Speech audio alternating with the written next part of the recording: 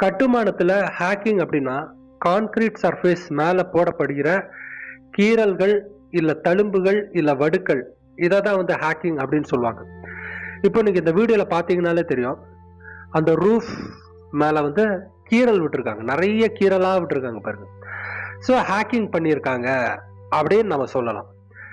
சரி, எதுக்காக இந்த ஹேக்கிங் பண்றாங்க அப்படின்னு பார்த்தோம் அப்படின்னா, பொதுவாகவே வந்து கான்கிரீட் சர்ஃபேஸ் வந்து கொஞ்சம் ஸ்மூத்தா இருக்கும். அதாவது செங்கல் சர்ஃபேஸ் வந்து சொர சொரன்னு இருக்கும், அதுல ஹேக்கிங் பண்ண தேவையில்லை. பூச்சி வேலை பண்ணால் அதை பூச்சி வேலை அப்படியே நல்லா ஸ்ட்ராங்காக ஒட்டிக்கும்.